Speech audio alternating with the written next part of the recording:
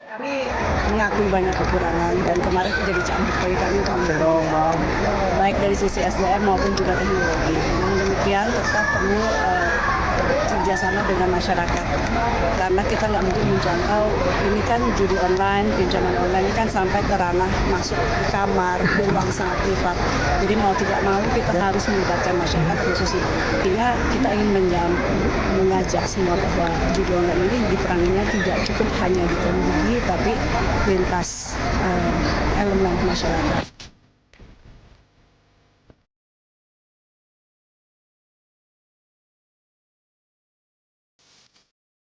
Sampai ini tim terus bergerak, kita belum bisa sebutkan siapa-siapanya karena memang sedang berjalan.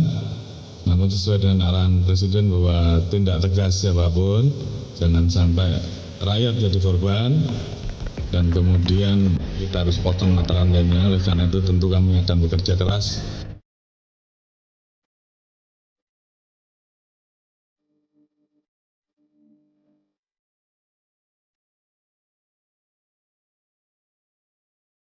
Pemirsa, seperti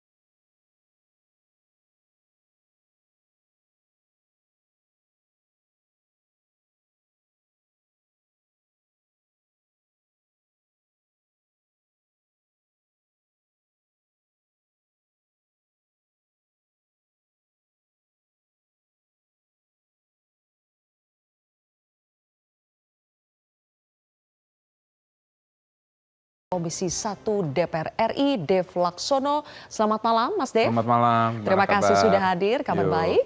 Dan berikutnya ada Chairman Lembaga Riset Keamanan Siber, Kisrek, Pratama Persada. Mas Tama, selamat malam. Selamat malam. Juga sudah ada pakar psikologi forensik, Reza Indragiri. Mas Reza, selamat malam. Terima kasih sudah hadir di Kontroversi dan sudah hadir melalui sambungan Zoom adalah Menteri Komunikasi dan Informatika periode 2023-2024 yang sekarang menjabat sebagai Menteri Koperasi, Budi Ari Setiadi atau yang biasanya disapa Mas Muni. Selamat malam Mas Muni. Selamat malam.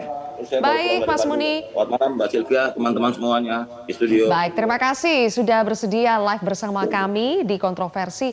Mas Muni, langsung saja nama Anda diseret-seret dalam kasus backing judi online yang ada di Komdiji, dulunya bernama Kominfo. Dan Mas Muni meresponsnya dengan mengatakan Anda dikhianati oleh anak buah sendiri. Pertanyaan saya, kenapa pengkhianatan ini bisa terjadi Mas Muni?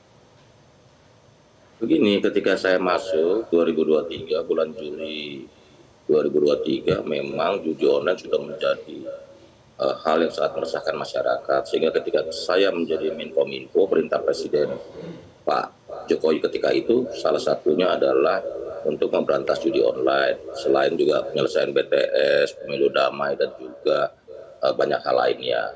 Memang judi online sudah menjadi prioritas dalam kerja saya yang 15 bulan di Kementerian Kominfo ketika itu. Nah, ketika itu memang kondisi sangat tidak memadai karena ada 10 kemampuannya cuma men-take down 10.000 situs per hari, padahal kecepatannya begitu luar biasa.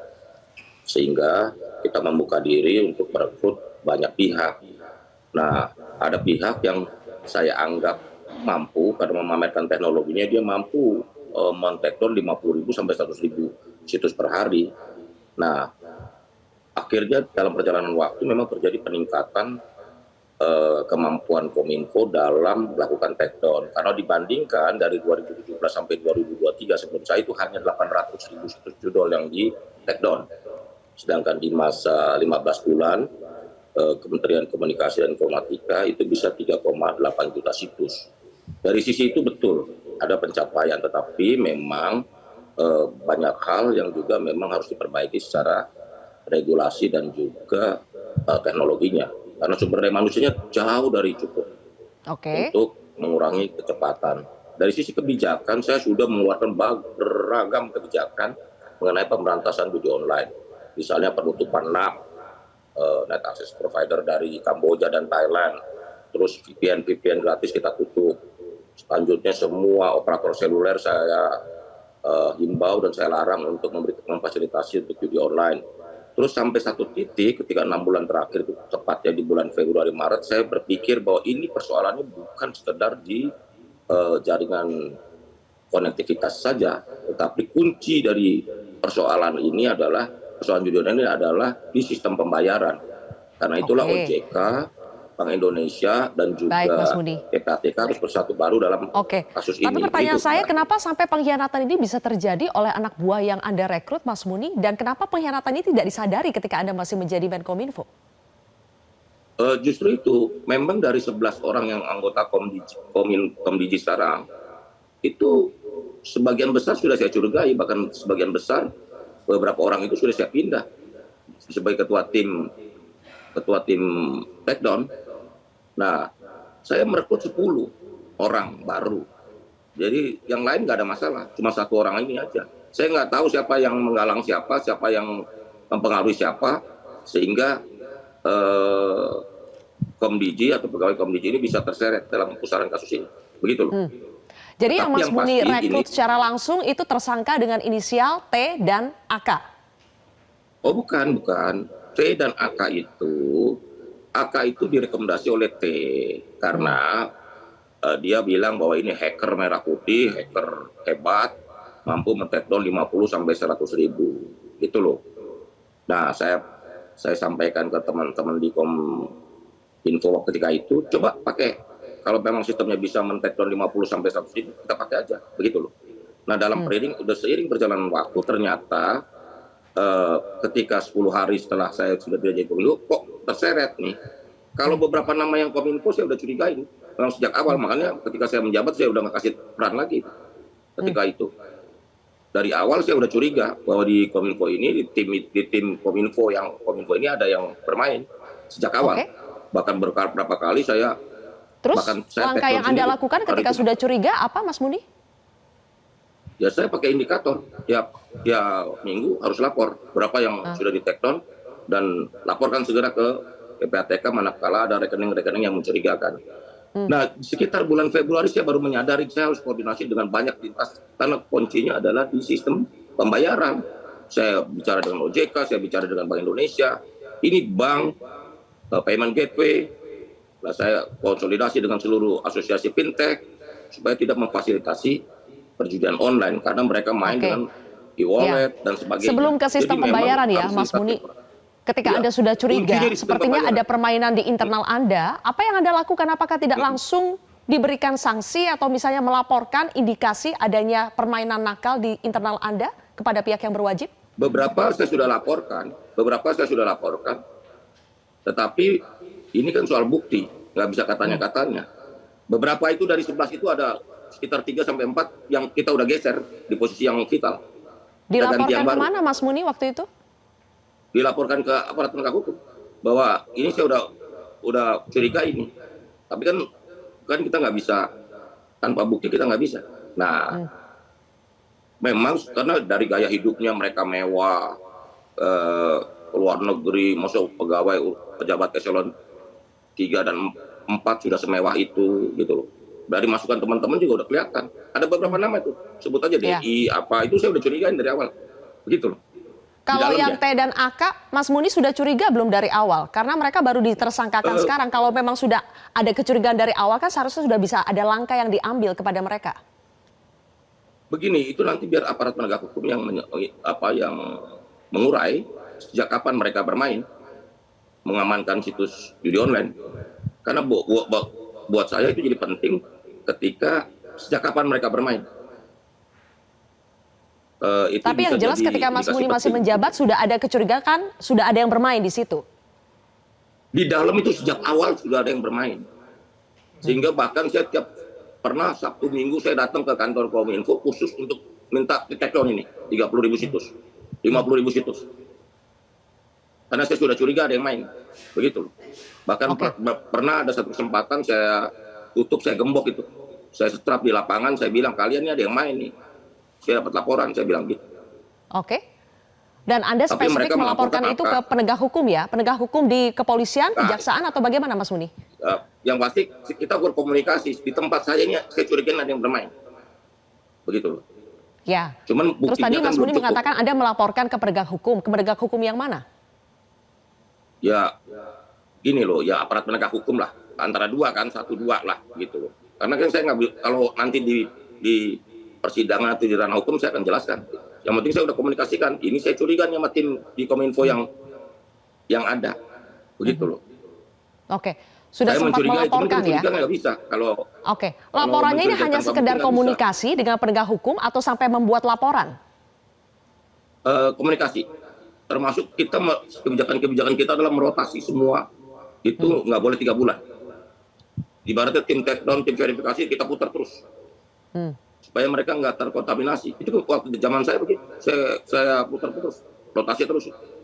Oke. Berarti laporannya hanya sekedar komunikasi, belum berbentuk LP ya? Belum. Karena bukan apa-apa.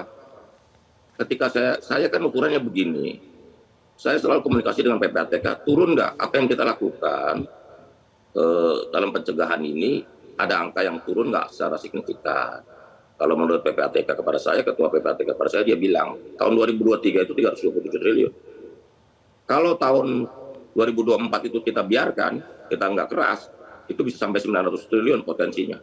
3 kali lipat. Jadi kalau sekarang menurut laporan ketika pertengahan kuartal 2 ini sudah 200, menurut saya ada penurunan dari semua dari potensi yang ada gitu loh.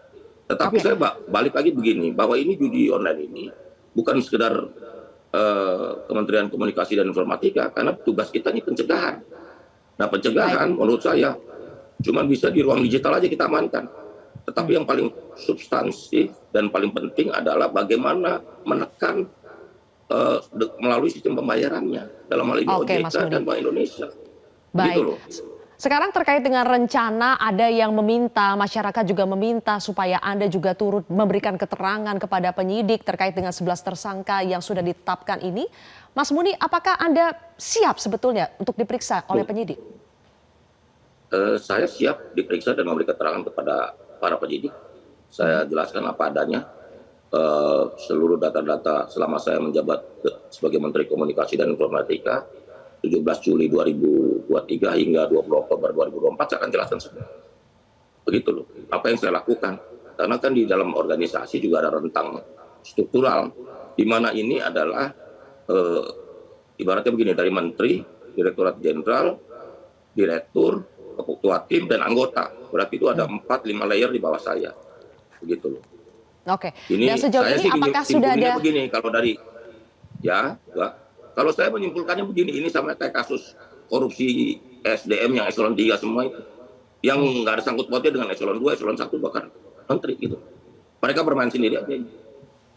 Yang terus terang memang harus kita akui, makanya saya bilang kita dihianatin ini. Mereka bilang udah nutup 100.000, ternyata ada 1.000 juga yang diumpetin gitu. Mas Muni, nanti kita akan lanjutkan kembali, tapi kita harus jeda terlebih dahulu.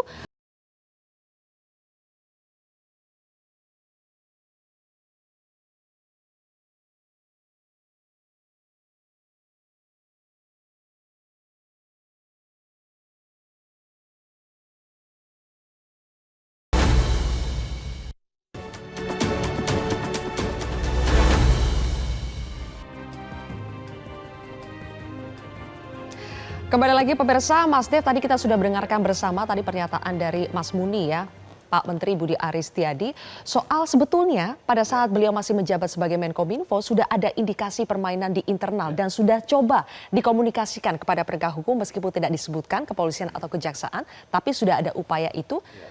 Tapi baru terungkap, baru disadari katanya ada pengkhianatan itu pada saat beliau sudah tidak lagi di Menkominfo. Kesalahannya di mana menurut Anda? Ya, kesalahannya di mana ya harus tanya penyidik lah.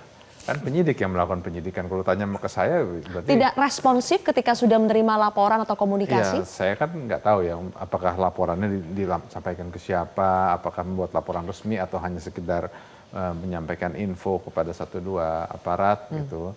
Ya kan kalau kita ngomong lebih detail berarti kan kita sama aja kayak kita menghakimi. Ya, jadi kalau pandangan saya sih ya sudah sebaiknya Pak Budi Ari di sini, ini kan sama persis kayak waktu Mas Dito dituduh katanya terlibat dengan kasus BTS gitu kan, langsung beliau mendatangi ke kejaksaan ya, langsung beliau mendatangi ke pengadilan, langsung dia jadi saksi, mengklirkan namanya, selesai. Nah, maksudnya tidak perlu tunggu dipanggil, ya, bisa inisiatif. Bisa inisiatif. Okay. Nah itu kan menunjukkan bahwa saya tidak terlibat gitu ya. Saya tidak mengatakan apa-apa, saya hanya memberikan contoh. Nah jadi apakah itu yang bisa diambil ya kembali ke Pak Budi Ari, Pak Bang Muni, itu langkahnya gimana, nah timnya yang untuk menentukan ke depannya seperti apa. Oke, saya ingin menjabarkan dulu ada beberapa data penting rasanya untuk diketahui oleh publik karena judul kita pada hari ini adalah siksa judol dan siksa judol ini langsung dirasakan oleh masyarakat. Kita ingin tahu bagaimana sebetulnya perkembangan masifnya judi online di Indonesia. Dari data judi online yang diberikan oleh Pusat Pelaporan dan Analisis Transaksi Keuangan atau PPATK, kita lihat pemirsa, perputaran uang, coba dibuka datanya. Perputaran uang untuk judi online kita bisa lihat dari tahun ke tahun semakin meningkat. Ini kita baru sampai menghitungnya sampai semester kedua tahun 2024 dan jumlahnya itu sudah 283 triliun ya, dan meningkat dibandingkan dengan yang semester 1. Kemudian jumlah WNI yang terlibat pada tahun 2023 ada 3,2 juta, hampir 3,3 juta, dan pada tahun ini sampai Oktober 2024 itu dilaporkan sudah ada 4 juta warga negara Indonesia yang terpapar judi online. Berikutnya kita lihat data selanjutnya. Siapa sih sebetulnya pengguna judi online? Kalau berdasarkan range usia ternyata di bawah 10 tahun pun ada pemirsa. Jumlahnya juga banyak, 80 ribu orang. Kemudian yang paling banyak itu di range usia 30 sampai 50 tahun dan selanjutnya di atas 50 tahun. Jumlah total dihitung yang terbaru sampai Juli 2024 oleh Satgas Pemberantasan Judi Online itu ada 4 juta orang. Berikutnya kita lihat lagi provinsi mana pelaku judi online itu terbanyak. Oh, kita ke faktor dulu ya, faktor pendorong. Apa saja faktor pendorong melakukan judi online? Setelah diriset oleh quitgamble.com, faktor ingin cepat kaya itu menduduki urutan pertama, melupakan masalah kedua, yang ketiga hiburan, selanjutnya adalah faktor-faktor yang terkait dengan ekonomi, ada bayar utang, ya, bayar utang tapi ngambil pinjol. Juga ada faktor lainnya seperti bosan, kesepian juga ada, dan interaksi sosial juga ada. Oke, ada data berikutnya yang terkait dengan provinsi mana? Ini saja? Oke, saya ingin langsung tanya kepada provinsinya. Oh, kalau berdasarkan provinsi ini sebarannya, yang terbanyak ditemukan di Jawa Barat, 500.000 lebih penggunanya, disusul kemudian Jawa Tengah, Jakarta, kemudian Jawa Tengah, selanjutnya ada di Banten dan Jawa Timur. Jadi masih didominasi di Pulau Jawa. Mas Tama, kalau melihat data pengguna judi online yang semakin meningkat, faktor dari internal, dari pemerintah, faktor pencegahan dan penanganannya itu apa yang masih kurang sehingga akhirnya angkanya terus meningkat? Ya, yang dilakukan masih salah aja, gitu. Saya sudah berkali-kali berbicara bahwa Komdigi itu memiliki kontrol dan power untuk mematikan judi online ini sebenarnya. Gitu. Kenapa? Karena di Komdigi lah yang bisa berkomunikasi dengan seluruh internet service provider yang ada di Indonesia, yang bisa memerintahkan seluruh ISP di Indonesia untuk bersama-sama melakukan kontrol blokir terhadap situs atau IP address yang diindikasi menjadi tempat permainan judi online. Nah, yang jadi masalah adalah ternyata kemarin saya sudah sempat diundang sama Bu Menteri ke kantor Komdigi, kemudian saya juga melihat bagaimana proses blokir yang ada di Komdigi gitu. Memang kalau saya lihat ini ada kesalahan tata kelola di Kementerian Komdigi ini. Kenapa? Karena direktorat yang melakukan, kalau tadi Pak Menteri bilang, melakukan pengumpulan informasi, sama direktorat yang melakukan take down, itu beda. Gitu. Jadi ketika informasi itu dikumpulkan sama tim crawling ini, gitu, kemudian informasi itu diberikan kepada tim direktorat take down, itu tim verifikasi nggak bisa melakukan verifikasi itu. Apakah yang diberikan itu sudah diblokir atau belum? Sehingga Harusnya disamakan ya? harusnya Satu saja. ada informasi bahwa ketika diberikan data-data yang harus diblokir, itu diinformasikan balik ini sudah diblokir gitu. Oh, di-report kembali. Ternyata ini tidak gitu. Jadi yang dilakukan oleh tim blokir ini itu tidak terverifikasi. Sehingga Sehingga ada potensi ada penyalahgunaan wewenang yang ternyata memang terjadi gitu. Karena kita lihat kemarin yang harusnya diblokir 5.000 ternyata dilindungi 1.000. Kemudian yang kedua, masalahnya ketika mereka melakukan itu dari kantor yang harusnya dulu desainnya sistem blokir itu nggak boleh diakses dari luar tuh. Tapi ternyata bisa diakses dari luar. Itu karena zaman COVID dulu. Mereka work from home, kemudian diberikan akses lah untuk menggunakan mesin ini dari luar. Nah, ternyata setelah beberapa tahun COVID ini selesai, tidak pernah dilakukan audit, tidak pernah dilakukan pengecekan akun-akun mana saja yang bisa mengakses mesin ini dari luar. Luar itu maksudnya di mana, Mas Tama? Dari mana saja, yang antara lain dari Bekasi. Kemarin dari Bekasi itu adalah sistem satelit gitu yang dia memiliki akses ke dalam sistemnya Komdigi. Sehingga dari Bekasi itu mereka bisa memasukkan mana yang harus diblokir, mana yang dikeluarkan dari daftar blokir. Nah, ketika dia melakukannya di Bekasi kan nggak terkontrol, nggak ketahuan sama tim yang ada di Komdigi ini. Padahal di gitu. Bekasi kan seharusnya satu tim juga kan, Nah, iya. cuma beda lokasi saja. Betul. Tapi ketika dia lokasi di tempat lain, dia nggak bisa terawasi. Dan ketika mereka melakukan perlindungan terhadap situs-situs yang harusnya diblokir, itu juga karena mereka punya akses terhadap sistem utamanya, mereka bisa memasukkan, bisa menghilangkan itu gitu. Nah, sekarang adalah siapa saja yang punya akses. Ya. Nah, itu kemarin sudah kita sampaikan kepada Bu Menteri gitu, dan nanti akan dilakukan audit digital forensik untuk menutup semua akses dari luar. Itu dulu gitu. Bersihkan dulu yang Bersihkan dari luar, dulu. pusatkan di dalam. Ya. Yang di dalam harus diaudit juga. Di dalam saya bilang, audit tidak cukup hanya audit teknologi. Tetapi termasuk juga tata kelolanya, termasuk juga SDM-SDM-nya. Karena ini SDM yang sangat powerful ini, yang ada di Komdigi ini, karena mereka bisa melakukan blokir terhadap situs-situs yang ada di internet kita gitu, ya kan? Itu yang pertama. Sampai harus diaudit rekening SDM-nya tidak? Ya itu mungkin bisa jadi. Terus yang kedua adalah Mbak Sylvia gitu, adalah kesalahan proses untuk pemblokiran ini. Jadi sekarang ini yang diblokir itu adalah hanya pintu masuk gitu untuk main judi online ini. Tapi server judi online-nya itu tidak diblokir. Nah, saya nggak tahu nih kenapa kok bukan servernya yang diblokir, tapi malah pintu masuknya yang saya sering bilang itu landing page-nya yang diblokir gitu. Sehingga berapapun yang diblokir, jutaan yang diblokir itu tidak akan mematikan judi online karena servernya tetap hidup. Orang ketika ini diblokir, website yang diblokir, Komdigi ngeblokir 1, besok tumbuh 1.000 tuh, beneran. Karena mereka punya sistem yang bisa meng-create 1.000 website sekaligus dalam sekali klik. Baik. Gitu. Menarik, nanti saya akan dalami Mas Tama, tapi saya harus pindah dulu ke Mas Reza. Mas Reza, tadi kita juga lihat berbagai alasan faktor pendorong orang menggunakan judol. 3 teratas itu tadi adalah ingin kaya, kemudian juga hiburan, satu lagi apa tadi itu? Pertanyaan saya, bayar utang itu poin keberapa itu? Poin keempat ya. Tapi intinya Mas Reza, 3 alasan utama itu tadi adalah melupakan masalah, ingin cepat kaya, melupakan masalah, dan hiburan. Dengan 3 alasan utama ini, apakah akan sulit meliterasi masyarakat untuk tidak main judol kalau 3 alasan utamanya saja itu? Jelas tidak sinkron satu sama lain antara yang kita perbincangkan di sini dengan apa data yang ditampilkan. Begini, ketika kita meninjau masalah judi online di Indonesia, saya sepakat bahwa persoalan ini paling tidak untuk saat ini disikapi sebagai persoalan yang amat sangat kritis. Alhasil kita cuma punya pilihan satu. Lihatlah persoalan ini sebagai hitam putih saja. Jahat, tidak jahat. Yang melakukan jahat, yang tidak melakukan berarti tidak jahat. Yang melakukan pidana.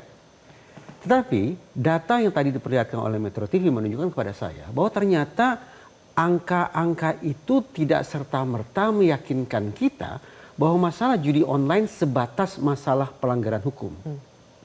Sehingga dimensi judi online ini sekali lagi tidak hanya pada aspek pidana atau penegakan hukum, tapi perkiraan saya paling tidak ada 3 dimensi lainnya yang juga perlu mendapat perhatian secara proporsional. Ya. Dimensi yang kedua misalnya, saya menangkap kesan bahwa sebagian orang aktif dalam judi online tanda petik semata-mata untuk tujuan rekreasional, tujuan sosial. Misalnya ada sebuah hajatan, di situ ada aktivitas judi, maka pengunjung kemudian ikut berjudi. Tapi ketika hajatan bubar, maka aktivitas judi pun selesai. Itu tujuan rekreasional, untuk mencairkan suasana, masuk ke dalam sebuah situasi kelompok. Dimensi yang ketiga, ini yang parah saya pikir, adalah ketika seseorang sebutlah sudah mengalami adiksi. Nah, konsekuensinya apa? Ya kalau kita mau konsekuen, ketika seseorang sudah mengalami adiksi dalam kurung penyakit, maka penanganan yang paling tepat bukan penegakan hukum, semestinya rehabilitasi. Dimensi yang keempat, ini menurut saya juga parah, yaitu bagaimana ada orang-orang tertentu yang secara sengaja mengisi periuk nasinya dalam kurung berprofesi sebagai pejudi. Dia rutin ikut judi taruhan sepak bola misalnya, atau sejenisnya. Nah, tambah lagi kalau kemudian profesinya berkembang biak, beranak pinak menjadi profesi yang jahat. Seperti yang tampaknya sedang kita perbincangkan malam ini. Ringkas kata, ringkas cerita, kalau 4 dimensi ini betul-betul kita coba telaah, maka sah sudah penegakan hukum merupakan hal yang sangat penting. Sekali lagi saya ingin garis bawahi, penegakan hukum sepatutnya dikedepankan, paling tidak untuk saat ini. Tetapi tersisa ada 3 dimensi lainnya yang menurut saya tidak akan teratasi seandainya kita hanya terfokus semata pada dimensi penegakan hukum. Oke, jadi sebetulnya pengguna judi online itu dia pelaku atau korban? Boleh kita bahas nanti ya, tapi kita harus jeda terlebih dahulu pemirsa. Kontroversi akan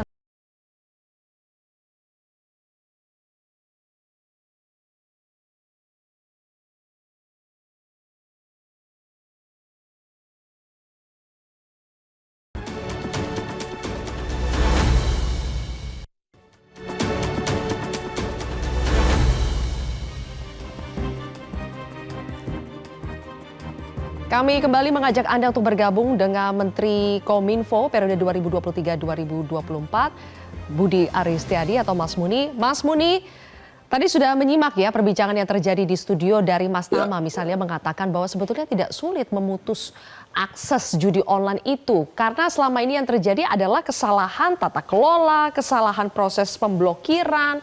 Kenapa itu semua bisa terjadi, Mas Budi? Enggak, karena itulah ketika 6 bulan setelah saya menjabat itu di awal Februari, saya menyadari bahwa kuncinya bukan di sekedar aksesnya, tapi sistem pembayaran. Sekali lagi sistem pembayaran kata kuncinya. Kalau kita benar-benar berkomitmen untuk memberantas judi online, maka ruang sistem pembayarannya yang harus kita tutup, perbankan, e-wallet dan sebagainya.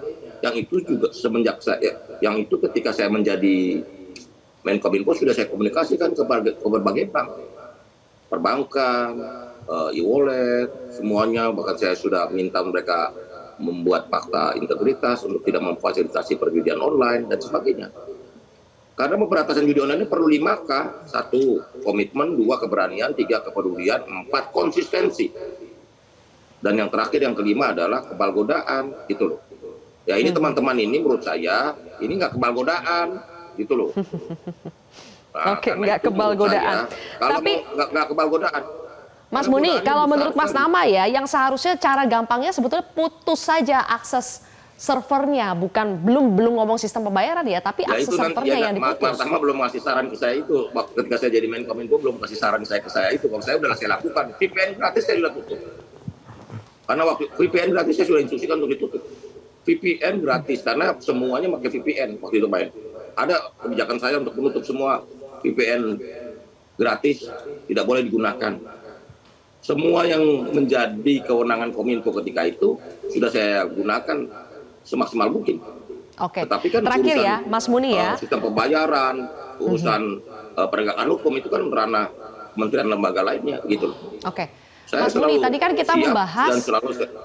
kita membahas apakah Mas Muni siap untuk dimintai keterangan oleh penyidik jika dibutuhkan, dan Mas Muni mengatakan siap. Saya sangat siap sekali, apalagi untuk tema pemberantasan judi online ini. Betul, Karena memang tapi judi terlepas kalau online- tidak dipanggil sekalipun, Mas Muni, apakah akan ada inisiatif untuk menjelaskan saja daripada simpang siur, nama Anda juga dibawa-bawa terus, apakah inisiatif saja untuk menjelaskan langsung kepada penyidik? Itu ada kalkulasi yang lain kalau soal cara. Tapi yang pasti prinsipnya saya sangat siap sebagai warga negara, saya siap menjelaskan secara lisan maupun tertulis, kronologis semuanya itu, begitu. Ini kan soal cara aja, soal cara, soal taktik, soal cara bagaimana menyelesaikan ini semua. Biar aja, ini kita kan melihat ada usaha-usaha politik. Ini kan lebih banyak nuansa politiknya daripada hukumnya. Dan saya siap menghadapi semua risiko ini, nggak ada masalah. Baik kalau begitu. Karena selama 15 bulan ini saya udah jelas kok. Cek aja apa semua yang ada. Saya selalu bilang sama beberapa teman, termasuk ke aparat hukum yang saya kenal, saya bilang, tanyain aja ke 15 orang itu, ada nggak perintah untuk tidak memblokir satu situs judi online pun, gitu loh. Karena saya kalau itu hajar, sikat terus, gitu. Baik, kalau Mas Muni, mudah-mudahan terus-menerus ya, usaha untuk memberantas judi online ini terus diupayakan oleh semua pihak dan semua pihak mau bekerja sama dan berkomitmen untuk memberantas judi saya online. bicara. Saya bersyukur hari ini judi online udah menjadi perhatian semua pihak. Karena pihak-pihak yang atau kementerian lembaga negara ini sudah turun tangan dalam pengertian Pak Prabowo, Presiden Prabowo sudah sangat tegas. Bahkan sudah melibatkan yang lain-lain. Sehingga saya juga berharap ini menjadi lebih serius karena ini judi online ini dampaknya sangat merusak dan semoga ini bisa menjadi momentum bersih-bersih. Terima kasih Mas Muni. Dan Bapak Budi Ari Setiadi kan? sudah bergabung bersama kami di kontroversi pada malam hari ini. Terima kasih Mas Muni. Mas Tama. Ya. Mas Tama sih nggak kasih saran katanya pas Mas Muni masih menjadi Menkominfo. Coba disampaikan putus saja itu akses servernya. Dari tadi Mas Muni bicara soal sistem pembayaran. Benar, jadi gini, ada 3 hal yang bisa kita lakukan untuk mematikan judi online di Indonesia. Selain tentu saja faktor sosial ya, sosialisasi, awareness dan lain-lain gitu. Tapi ada 3 hal secara teknologi dan non teknologi yang bisa kita lakukan. Yang pertama, lakukan blokir terhadap server judi online, bukan blokir terhadap pintu masuk orang ketika mau main judi online. Jadi analoginya gini, biar gampang dimengerti gitu. Kemarin saya sampaikan juga kepada Mas Dev gitu, supaya orang gampang gitu. Jadi Metro TV nih menyiarkan siaran misalkan sabung ayam gitu. Ya kan, contohnya nih ya, contoh doang gitu. Semua orang punya TV, itu bisa ngakses nggak? Karena di sensor live, orang bisa ngakses tuh, bisa ngelihat tuh yang disampaikan oleh Metro TV. Nah, yang dilakukan sekarang, TV-TV masyarakat itu, dia dimatikan satu-satu. Nggak boleh nonton, nggak boleh nonton. Ini saya matikan ya, ini saya sita ya gitu. Satu-satu. Metro TV tetap jalan nggak? Jalan. Tetap jalan. Yang benar, kalau mau matikan sabung ayam disiarkan oleh Metro TV, datangin Metro TV, matikan listriknya, tangkapin orang-orangnya. Orang punya TV banyak, nggak akan ada gunanya karena sabung ayam udah selesai. Itu yang harus dilakukan. Source-nya. Itu. Yang kedua, apakah susah? Enggak. Apakah butuh melakukan take down server yang ada di Vietnam, ada di Kamboja? Enggak perlu. Gitu. Matikan saja akses dari negara kita. Kalau tadi orang menggunakan VPN yang dilakukan oleh Pak Menteri tadi udah bagus tuh gitu, bahwa ya udah VPN yang digunakan untuk akses untuk membypass blokiran itu matikan juga. Simple. Dan Komdiji punya kemampuan untuk itu? Punya kemampuan untuk Sangat itu. punya kemampuan. Sangat punya kemampuan itu untuk itu. Gitu. Dan belum dilakukan selama ini kenapa Belum. Mas, menurut Anda? Ya nanti kita tanyakan kepada timnya. Ada dulu nih Mbak, ini yang kedua. Tadi Pak Menteri ngomongin masalah uangnya. Ya, sistem pembayarannya. Sistem pembayaran. Bank, kemudian pembayaran dompet digital, itu tidak mungkin nggak tahu rekeningnya digunakan untuk transaksi judi online. Polanya jelas, patternnya jelas. Jumlahnya kecil, ya kan 10.000, 20.000, 30.000. Yang transfer banyak, 24 jam. Jam 3 pagi, jam 4 pagi orang masih transfer aja. Jadi bank pasti tahu ini bahwa rekening tersebut digunakan untuk judi online. Tapi ternyata juga bank tidak melakukan pemblokiran. Ada beberapa yang diblokir, tapi lebih banyak yang nggak diblokir. Sehingga ketika terjadi pemblokiran, seminggu kemudian uang udah nggak ada, udah lompat ke tempat lain. Kalau mau benar, sekarang ada desk judi online, BI, OJK, Kejaksaan, kemudian PPATK, ada banknya itu sendiri, kemudian dari Kominfo dan lain-lain. Matikan rekening yang digunakan untuk transaksi judi online, baik di dompet digital ataupun di rekening bank. Selesai tuh urusan tuh ya. Nah, yang ketiga, ini agak susah. PPATK sudah punya data bahwa aliran uang ini sampai tier ke-7, sampai tier ke-10, perusahaan mana yang menampung, orang-orang mana yang menampung, itu sudah ketahuan. By name, by address, artinya sangat detail sekali sudah ketahuan orangnya. Baik. Dan ini, kalau saya bilang susah, sudah disampaikan oleh PPATK kepada aparat penegak hukum. Tinggal bagaimana cara nangkepnya. Oke, Gitu. baik. Tidak susah sebetulnya Mas Dev Ya. kalau menurut Mas Tama, bahkan tadi sudah dijabarkan langkah-langkahnya. Terus apa yang kurang, kenapa itu belum dilakukan menurut Komisi Ini 1? ada dua hal nih yang saya ingin tanggapi ya. Ya. Yang pertama yang soal VPN. Nah, di contoh nih di Cina. Di Cina WhatsApp, Google Earth segala macam kan mati, Ya. diblok. Nah, lalu ngakalin gimana? Pakai VPN. Tapi setiap kali di Beijing nih ya ada event politik besar kayak National Congress-nya sedang melakukan event, itu semua pun yang pakai VPN mati juga. Nah, berarti apa? Jadi teknologinya ada kan? Ada. Nah, kemampuannya ada. Nah, sekarang apakah kita sudah mengambil teknologi itu dan mengaplikasikannya? Nah, itu yang saya nggak tahu seberapa advance-nya kemampuan baik apakah itu Komdigi ataupun BSSN untuk melakukan perlindungan kepada cyberspace kita. Nah, itu satu. Terus dua, ya kalau masalah political will sudah jelas. Ini sudah menjadi public consumption. Data yang ratusan triliun, jutaan orang itu sudah nyata. Orang yang bunuh diri, tertangkap segala macam sudah banyak. Nah, tetap yang harus didorong itu adalah pendekatan humanis kepada korbannya. Ya, kepada pelakunya. Nah, yang mesti tetap yang dikejar itu adalah mereka yang melaksanakan gamingnya ini sendiri, gitu ya. Ya bukannya berarti kita ngasih free pass kepada mereka penjudi, ya. Tetap mereka tetap harus ada diproses juga, terdata juga, sehingga ada efek jerahnya. Nah, kan tapi selama karena apa? Karena selama masih ada demand, pasti masih tetap ada supply. Nah, itu dia. Nah, Pertanyaan tadi kan sudah dibahas ya, kita bahas tadi pas jeda. Memangnya ada orang yang kaya akibat judi online? Dan tadi Mas Tama bilang jawabannya nggak ada. Tapi ternyata Mas Reza, itu menjadi motif pertama ingin cepat kaya lewat judi online. Kenapa janji bisa menjadi kaya lewat judi online itu bisa dipercayai sekian banyak oleh masyarakat? Sederhana, istilahnya adalah hindsight bias. Jadi ketika seseorang melakukan aktivitas judi, pemikirannya terobsesi pada keuntungan. Dia meminimalkan sejauh mungkin, dia minimalkan kemungkinan, kekhawatiran, kecemasan, ketakutan bahwa dia akan kalah. Sehingga terjadi proses berpikir yang sangat-sangat bias. Bahwa saya akan mendapatkan peluang berikutnya, saya akan beruntung di kesempatan berikutnya, saya akan kaya raya di koin berikutnya, dan seterusnya, dan seterusnya. Segala kemungkinan tentang resiko dia kesampingkan. Hindsight bias.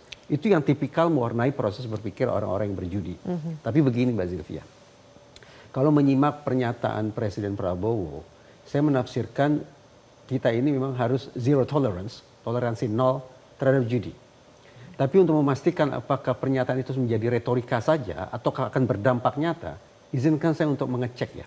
Misalnya, ketika Kejaksaan Agung menyatakan ada sekian banyak karyawan yang ternyata terlibat dalam judi, kemudian dikatakan sebatas iseng-iseng, saya ingin tahu bagaimana kemudian keluar simpulan bahwa sekian banyak karyawan itu sebatas iseng-iseng. Apakah kemudian iseng-iseng itu akan kita anggap sebagai bukan masalah? Padahal sesaat lalu saya katakan, saya tafsirkan semestinya zero tolerance terhadap siapapun yang melakukan judi. Sayang tidak ada representasi Kejaksaan Agung. 58.000 ASN pemain judi. Senyampang sekarang ada Pak Dev, DPR, sehingga saya beberapa waktu lalu juga ada keluar pernyataan. Sekian banyak anggota Dewan ternyata juga terlibat dalam aktivitas judi online. Justru kesempatan saya bertanya ke beliau. Terlepas apakah itu iseng, terlepas apakah itu cari kesenangan, terlepaskah itu hiburan, bosan, dan segala macam. Kira-kira apa yang akan dilakukan oleh DPR terhadap sekian banyak anggota Dewan yang terlibat dalam judi itu? Oke, nanti kita akan bahas lagi. Dilempar ke Mas Dev ya. Berat ini untuk menjawabnya, kita jeda dulu. Pemirsa, kontroversi masih akan kembali sesaat lagi.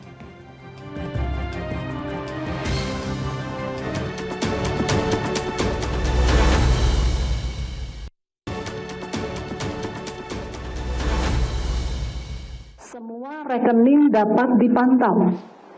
Jadi kami bukan mohon maaf ya, tapi ya memang ini harus dilakukan. Kalau ada indikasi kejahatan ilegal, termasuk pelaku judi online, pengguna ya, tentu yang besar-besar juga, tapi pengguna pun dapat terjerat dan terpantau rekeningnya. Dan kalau memang ini terpantau, mohon maaf kita akan blok.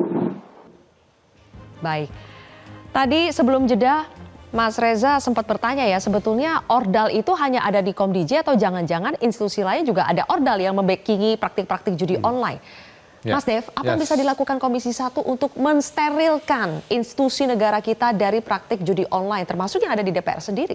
Ya, ya pasti gini, penyuluhan itu pasti pertama ya. Kita harus pendekatan humanis, bahwa ingat terus menyadarkan bahwa kita hanya dibodoh-bodohi, kita hanya ditipu oleh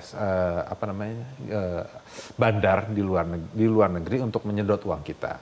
Nah, akan tapi ya harus ada efek jerahnya. Ya, jadi ya misalnya bila terlibat ya harus ada efek jerahnya itu ya, apakah itu diberhentikan, apakah itu diberikan sanksi dan juga diproses secara hukum. Nah, memang tapi kan yang kita bahas ini kan data yang seperti ditampilkan ada jutaan orang. Ya kalau memang semuanya diproses lalu dipenjara, ya butuh berapa banyak penjara. Akhirnya bukan duit habis untuk ngeberantas judol, malah sibuk ngebuat penjara untuk nahanin orang para pelaku judol. Ya, nah, ya tetap harus ada prosesnya sehingga sadar bahwa mereka itu sudah terdata dan terpantau oleh aparat keamanan. Bila mana terus-menerus terlibat, akan diproses lebih lanjut ataupun penahanan lebih lama. Itu salah satu contoh. Tapi apakah itu cukup, Mas Tamba, untuk bisa mensterilkan semua lembaga kita dari praktik judi online? Ya, kalau kita lihat dari sisi itu ya, pencegahan gitu dengan sosialisasi tentu belum cukup gitu. Kenapa? Karena orang yang udah main judi online, di ngomongin apapun dia tetap akan main, Pak. Gitu. Dia akan bangor aja gitu. Kenapa? Karena tadi itu mereka merasa nanti akan menang gitu. Dan mereka merasa enak nih main kayak gini nih gitu. Dan memang kalau dia nggak main, kalahnya kelamaan, dia udah nyerah gitu, tiba-tiba dikasih kemenangan, akhirnya dia main lagi gitu. Dan ini memang terjadi gitu. Jadi kalau menurut saya harus beriringan, sosialisasi tetap dilakukan, penyadaran tetap dilakukan, tapi secara teknologi lakukan. Ini secara teknologi ini kita bisa loh mematikan judi online gitu. Yang paling cepat itu secara teknologi. Secara teknologi itu paling cepat gitu, karena kita bisa shutdown gitu, orang nggak bisa main dalam waktu yang sesingkat-singkatnya. Yang kedua, kita bisa shutdown rekening-rekening yang digunakan untuk permainan judi online ini. Tadi Bu Menteri malah bilang bahwa ya udah rekening masyarakat sekalian dinonaktifkan gitu. Ya untuk pengeringatan nggak apa-apa ya gitu, tapi jangan sampai nanti benar-benar nggak bisa diambil lagi gitu. Untuk peringatan dibekukan selama misalnya sebulan itu nggak apa-apa gitu. Tapi kasihan juga kalau mereka diambil rekeningnya yang mereka udah nggak punya duit gitu gara-gara main judi online. Walaupun sebenarnya undang-undang kita membolehkan itu gitu, karena pasal yang dilanggar itu sangat banyak sekali, ada KUHP, ada undang-undang ITE dan lain-lain begitu ya, berbagai macam cara lah supaya judi online ini bisa dihentikan. Tetapi yang paling bisa cepat dilakukan adalah secara teknologi kita bisa mematikan permainan ini sehingga orang nggak bisa main, punya duit nggak bisa main, orang deposit dia nggak akan bisa ngambil duitnya, mau withdraw nggak bisa karena diblokir sama bank rekeningnya. Gitu. Tapi teknologi itu bisa dijalankan kalau political will-nya memang ada sama orang-orangnya. Orang-orangnya. Terakhir nih, Mas Reza, tadi ada pertanyaan sebetulnya pengguna judi online ini pelaku atau korban? Kita harus melihat mereka ini sebagai apa? Untuk saat ini, kalau kita insafi bahwa masalah judi online berada pada titik kritis dan terinspirasi oleh sekali lagi pernyataan dari Presiden Prabowo, saya enggan untuk membuka ruang, membuka wacana bahwa sebagian di antara mereka adalah korban. Saya tidak mau membuka peluang itu. Jadi saya tetap memilih untuk mengatakan berada di dimensi apapun, orang yang melakukan aktivitas judi adalah pelaku, titik. Begitu kita berikan ruang, kita berikan celah untuk menyebut mereka sebagai korban, ini laksana ironi viktimisasi. Bagaimana orang yang melakukan kejahatan kemudian berusaha untuk menggeser persepsi publik dari antipati menjadi simpati. Ingat, beberapa bulan silam ada seorang menteri yang justru punya narasi memberikan santunan bagi keluarga pejudi. Itulah salah satu hal yang menurut saya kecerobohan ketika kita buka ruang diskusi bahwa sebagian orang yang berjudi adalah korban. Saya menolak mentah-mentah narasi itu. Oke, intinya tidak ada ruang buat judi online di Indonesia ya. Terima kasih Mas Tama, Mas Reza dan juga Mas Dev sudah bergabung bersama kami di Kontroversi. Pemirsa, negara harus bernyali menangkap operator